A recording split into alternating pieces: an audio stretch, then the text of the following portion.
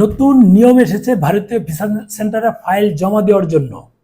এই কয়েকদিন যারা মানে 2-3 দিন খুব বলছিল যে এখন ওপেন করে দিয়েছে, ডেট বাই ডেট পরে পরে দেবে, সেটা দেয়নি। এটা আসলে আপনার টাইম যদি 9টা থেকে 10টা দেওয়া হয় এর মধ্যেই ঢুকতে হবে, আগে ঢুকতে পারবেন না, পরে ঢুকতে পারবেন না, ওইভাবে স্লট বরাদ্দ দেওয়া। এটা করার কারণটা হচ্ছে মানে একবারে সন্ধ্যায় যারা জমা দিবে অর্থাৎ বিকালে, তারাও সকালে চলে যায়, ভিড় হয়ে যায়, একটানা ভিড় হয়ে যায়। হাই কমিশন থেকে ভিসা সেন্টারের চাপ কমানোর জন্য এই কাজগুলো তারা করেছে। এতে মানে স্মুথলি কিন্তু কাজ করা যাবে। একেবারে ভিড়, আমরা ওদিন গেলাম, এত গরম, মানে সব লোক একসাথে, বিকাল হচ্ছে থেকে লোক কমে যাচ্ছে, একেবারে খালি। সেটা যেন না হয়, এটার জন্য কিন্তু এই কাজটা করে। এটা ভালো হয়েছে। যারা জমা দিতে যায় ভিড়ও থাকবে না, টাইম বাই টাইম ঢুকবে, কি পরিমাণ স্লট ওখানে যারা রিসিভ করতে পারবে, ওইভাবেই কিন্তু তারা টাইমটা বন্টন করেছে, স্মুথলি করতে পারবে। এই হচ্ছে বিষয়।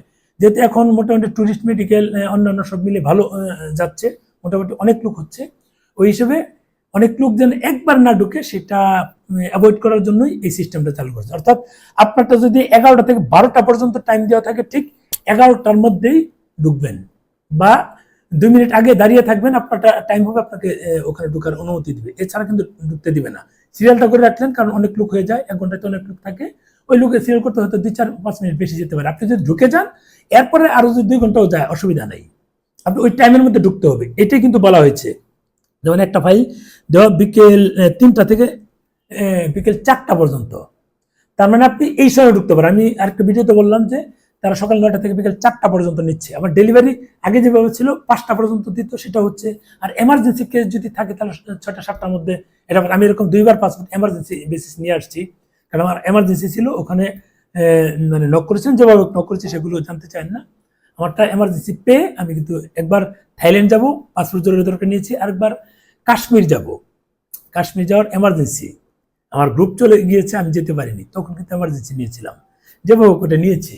এখন এই হচ্ছে বিষয়, 5টা পর্যন্ত রিসিভ করে, আর জমা দেওয়া হচ্ছে 4টা পর্যন্ত।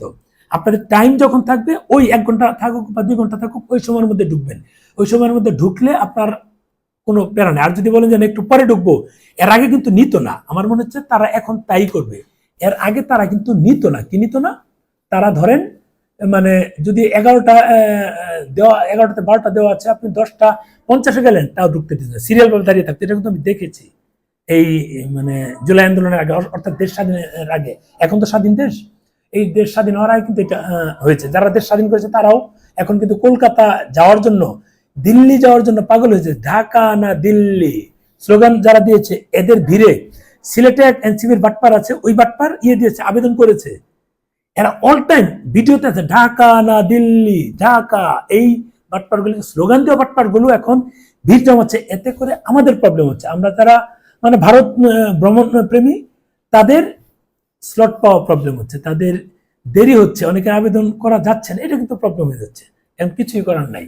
তারপরে আমাদের মানে এরা তো থাকবে, এরা সবসময় নিজের সুবিধাটা আগে খুঁজে, অন্যের বাস যাক এটা দেখার পরে নিজের সুবিধাটার জন্য এরা এদের মতো স্লোগান দিচ্ছে, রাজনৈতিক ফায়দা নেওয়ার জন্য। কিন্তু তলে তলে দেখবেন যে দিল্লি ছাড়া তাদের চলে না। দেখলেন তো সার্ভিস আলমের বাপ, এই বাটপারের বাপ ইন্ডিয়া কিন্তু ট্রিটমেন্ট করতে, ইন্ডিয়া কিন্তু ট্রিটমেন্ট করতে গেছে। আর অল টাইম এই বাটপারে কিন্তু অল টাইম স্লোগান দিচ্ছে, ঢাকা না দিল্লি হচ্ছে।